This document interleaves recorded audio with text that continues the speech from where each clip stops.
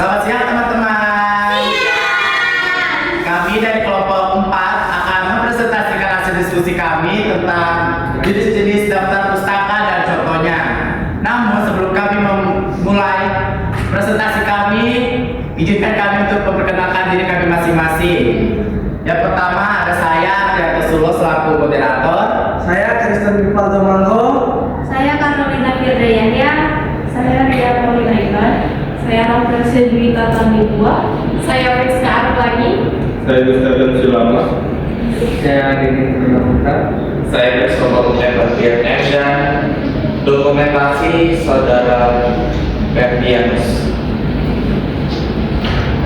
Baik, itulah nama-nama kami dan kami akan memulai presentasi kami dan materi pertama akan dibacakan oleh Aldo. Agenda ini latar belakang dan tujuan. Mengapa daftar pustaka itu penting dan apa yang akan kita pelajari? 2. Pengertian dan fungsi. Memahami dasar-dasar daftar pustaka dan perannya dalam akademik. 3. Jenis dan penjelasan sistasi. Mengenal berbagai gaya sistasi yang umum digunakan. 4. Contoh penulisan. Penulisan daftar pustaka dari berbagai sumber. 5. Kesalahan umum dan tips menghindari jebakan dan menyusun daftar pustaka yang efektif. 6. Kesimpulan dan penutup rangkuman dan sesi tanya jawab. Yang kedua adalah latar belakang. Daftar pustaka adalah elemen krusial dalam setiap karya ilmiah. Ini berfungsi sebagai bukti autentikasi atas sumber informasi yang digunakan oleh penulis, mendukung setiap klaim atau argumen yang dibuat. Namun, dengan beragamnya gaya citasi yang ada, mahasiswa seringkali dihadapkan pada kebingungan dalam menentukan dan menerapkan format yang tepat. Kesalahan dalam penulisan dapat mengurangi kredibilitas karya. Baik, selanjutnya dampak kesalahan penulisan. Ketidaktahuan mengenai perbedaan format penulisan daftar pustaka bisa berdampak serius. Kesalahan penulisan tidak hanya mengurangi estetika dokumen, tetapi juga dapat menurunkan kualitas akademik secara keseluruhan. Oleh karena itu, pemahaman mendalam tentang jenis-jenis daftar pustaka dan cara penulisannya yang benar sangat vital bagi setiap akademisi.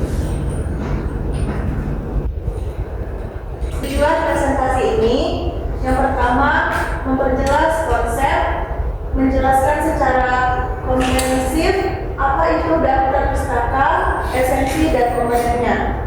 Yang kedua, menguraikan fungsi, menjelaskan peran penting daftar pustaka dalam membuat integritas akademik suatu karya ilmiah.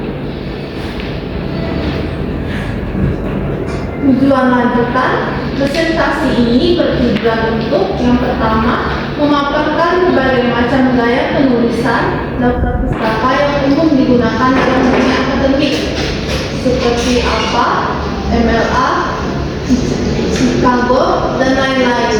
Yang kedua, memberikan contoh nyata dan praktis mengenai penulisan daftar pustaka yang benar untuk berbagai jenis sumber, mulai dari buku, jurnal, hingga website. Lalu ada manfaat.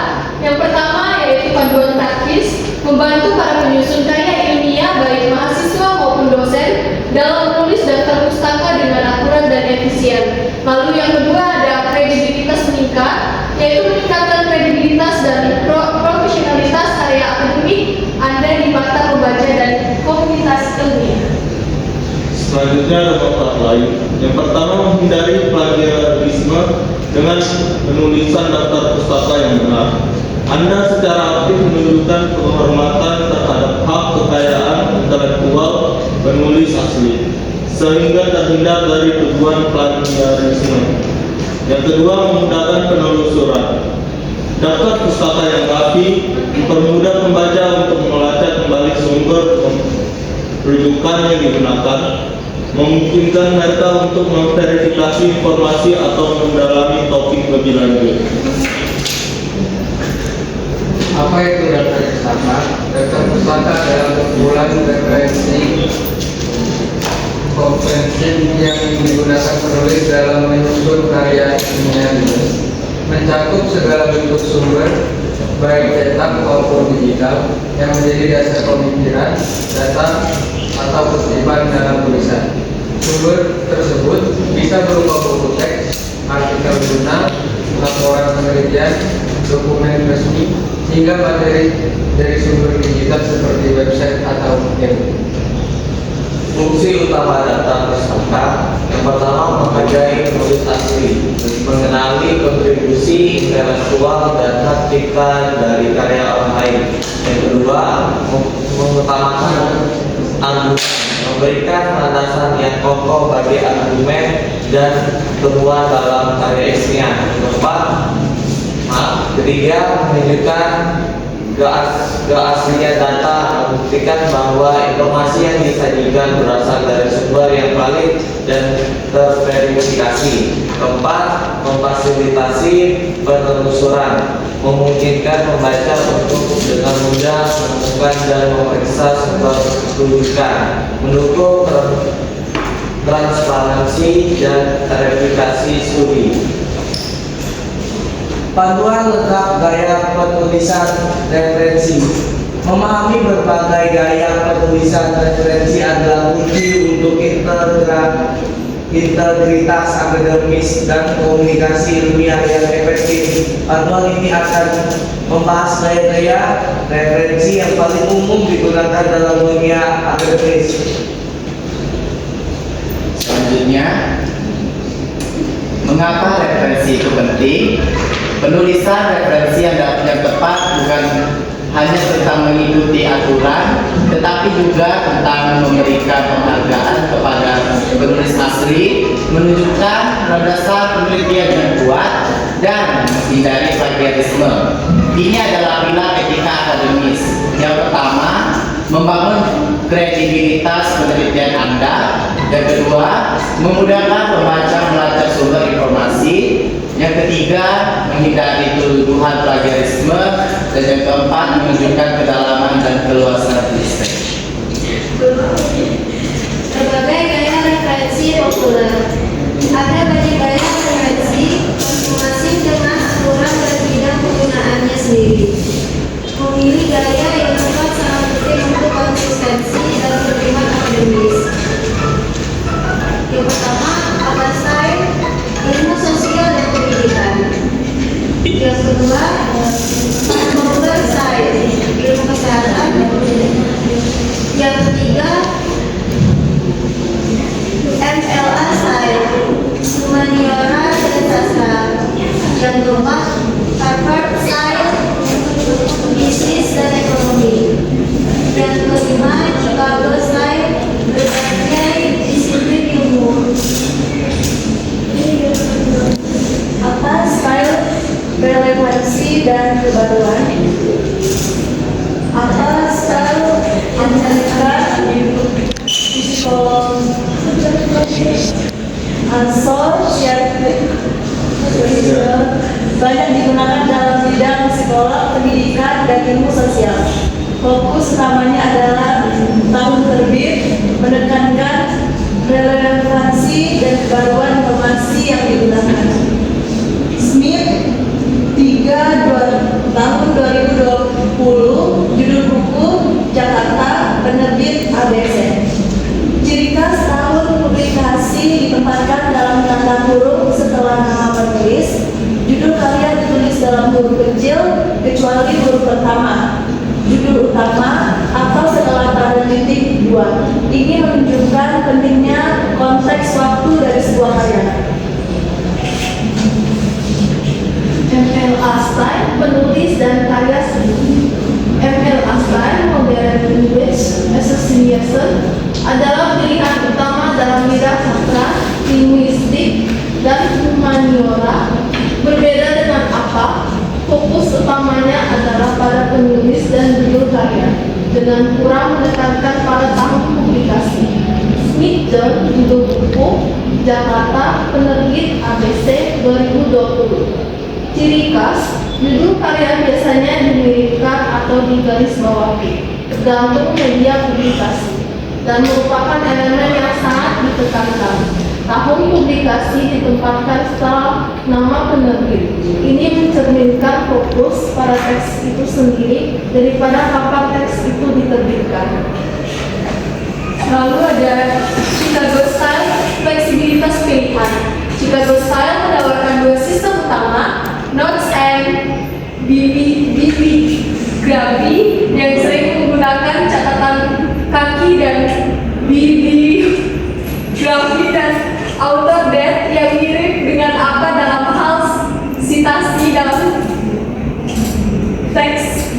Gaya ini sangat fleksibel dan digunakan dalam berbagai disiplin ilmu, terutama sejarah dan seni. Yaitu ada notes and bibliografi, ideal untuk humaniora, menggunakan catatan kaki atau catatan akhir untuk sitasi dan daftar pustaka terpisah. Lalu yang kedua ada author date, cocok untuk ilmu alam dan sosial, menggunakan sitasi dalam teks, penulis dan tanggal dan daftar referensi. Selanjutnya ada contoh dan ciri khas Chicago Style. Sistem author date dari Chicago Style menawarkan cara yang ringkas untuk memberikan referensi dalam teks. Contoh author date: Smith John 2020, judul buku Jakarta, penerbit ABC.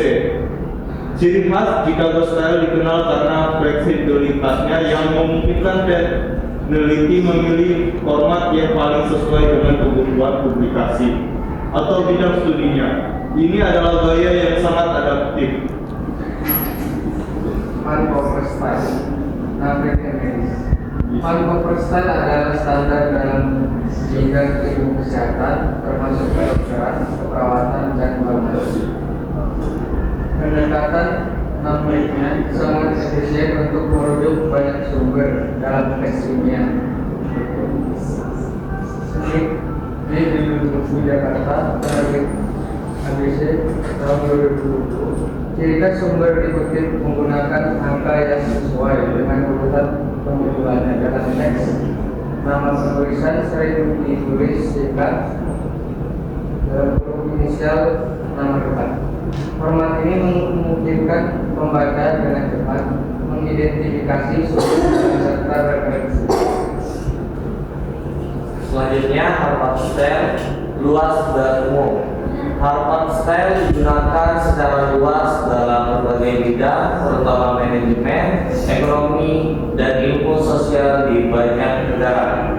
Gaya ini memiliki kemiripan dengan apa, namun dengan perbedaan signifikan pada format langsung terbit. Smith J 2020, judul buku, penerbit ABC Jakarta. Ciri khas: tahun terbit tidak menggunakan tanda kurung dan langsung mengikuti nama penulis. Format ini memungkinkan fleksibilitas dalam penulisan dan sitasi, menjadikan pilihan populer untuk berbagai jenis publikasi. Memilih gaya referensi yang tepat. Pemilihan gaya referensi yang benar adalah langkah awal dalam penulisan akademis yang baik. Selalu periksa panduan institusi atau jurnal Anda. 1. Ketahui bidang Anda. Setiap disiplin ilmu memiliki gaya dominannya sendiri. 2. Pemeriksaan persyaratan. Panduan dari dosen, jurnal, atau penerbit adalah gaya utama. Konsisten. Apapun gayanya, pasti Anda konsisten dari awal hingga akhir. Guna alat bantu. Manfaatkan perangkat lunak manajemen referensi seperti Mendeley atau Zotero.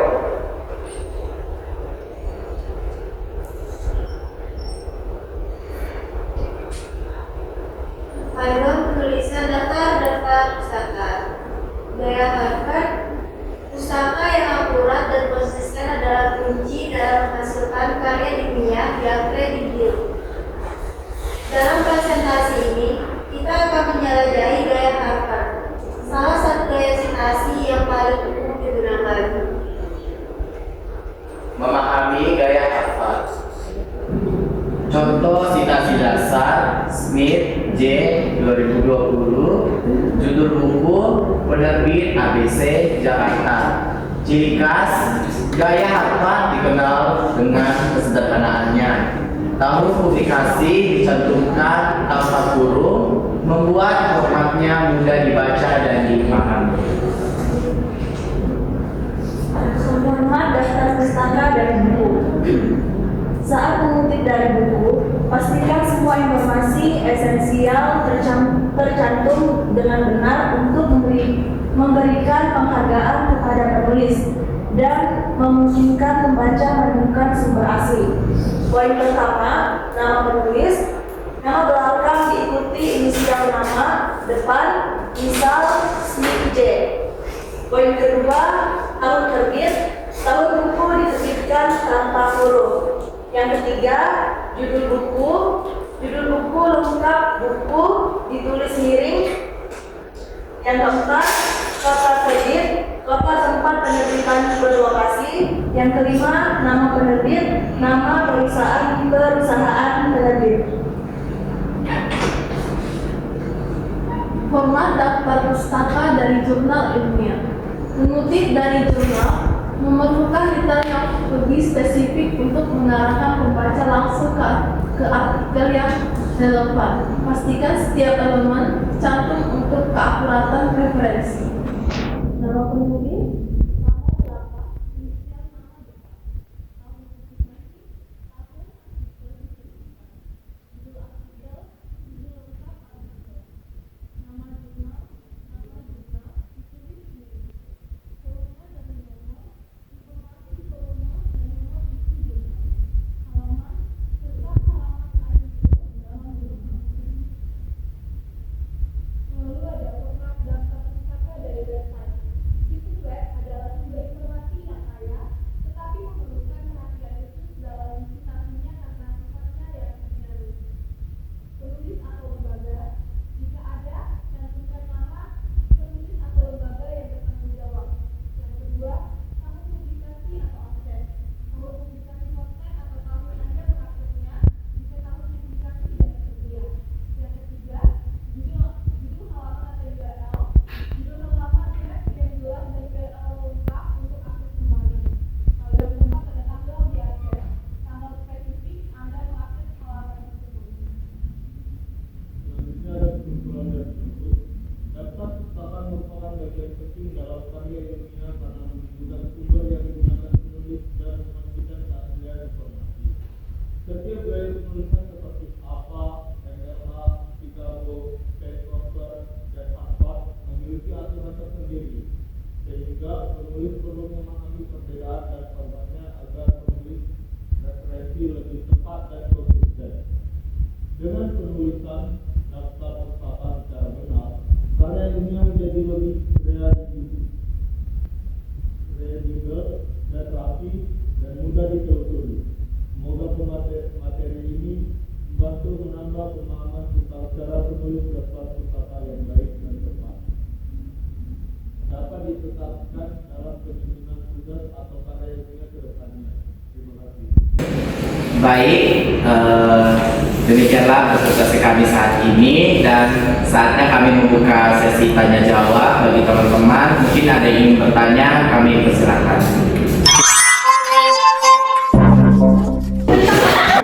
Oke, baik. Saya Alfredo Santomadani dari kelompok 3. Saya ingin bertanya, bagaimana strategi menghindari kesalahan dalam penulisan daftar pustaka? Yang kedua, hal-hal apa saja yang tidak perlu ditulis dalam penulisan daftar pustaka? Perkenalkan, nama saya Alfred. Saya dari kelompok 1. Saya ingin bertanya. Yang pertama, apakah format penulisan daftar pustaka sama untuk semua jenis tulisan ilmiah? Jelaskan. Pertanyaan kedua, mengapa daftar pustaka disebut sebagai elemen krusial dalam setiap karya ilmiah dan apa fungsi utamanya terkait dengan autentikasi sumber dan kredibilitas kerja? Oke, perkenalkan saya Hendrika Sepesacino dari kelompok 2. Saya akan membacakan pertanyaan dari kelompok kami. Yang pertanyaan pertama, apa itu kumpulan referensi komprehensif dan berikan contoh dari kumpulan tersebut. Nomor 2, apa perbedaan catatan kaki dan catatan akhir dan tuliskan contohnya masing-masing. Terima kasih. Baik, saya akan menjawab pertanyaan kelompok 1 yang bertanya tentang apakah format penulisan daftar pustaka sama untuk semua jenis tulisan ilmiah? Jelaskan. Itu tidak sama.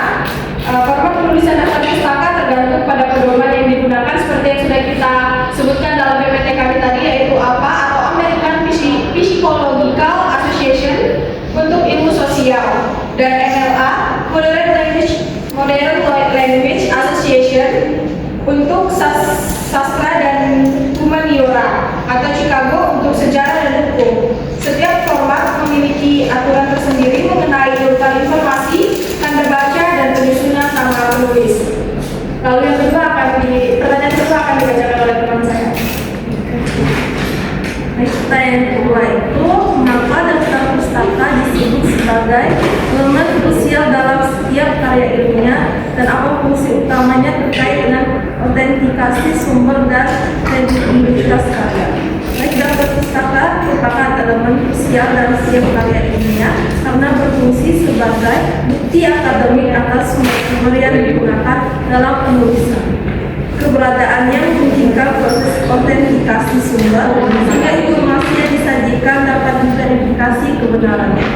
Selain itu, daftar pustaka memperkuat kredibilitas karya ilmiah karena menunjukkan bahwa argumen dan data yang digunakan berdasarkan pada literatur yang valid dapat dipertanggungjawabkan dan diakui secara ilmiah.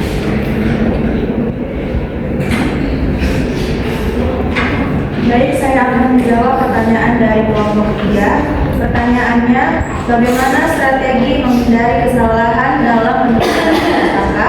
Jawabannya, strategi singkatnya itu seperti yang pertama, pahami standar penulisan yang ditentukan, misalnya seperti APA dan DBI. Yang kedua, catat sumber segera saat meneliti. Yang ketiga, gunakan alat bantuan Zepero, Mendeley, dan periksa hasilnya. Yang keempat, membandingkan setiap entry dengan sumber aslinya. Yang kelima, jaga konsentrasi format di seluruh daftar. Yang keenam, tanya bantuan jika ragu. Pertanyaan yang kedua, hal-hal apa saja yang tidak perlu ditulis dalam penulisan daftar pustaka?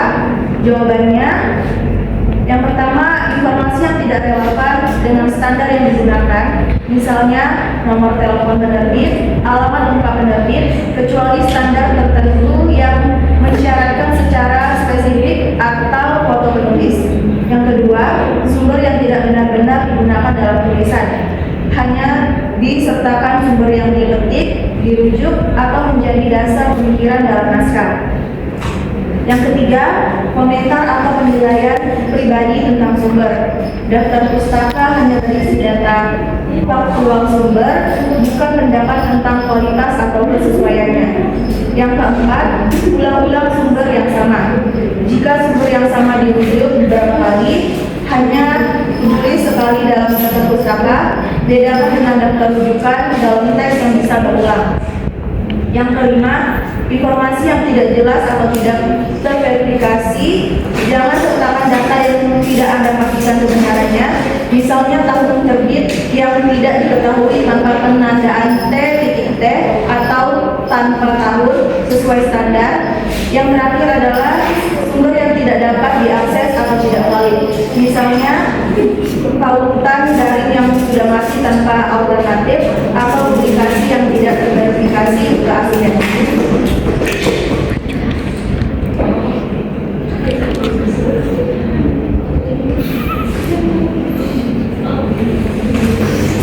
Baik, kami akan menjawab dari kelompok 2 dari Amerika. Pertanyaannya, apa itu kumpulan referensi, komprehensi, dan berikan contoh dari kumpulan tersebut.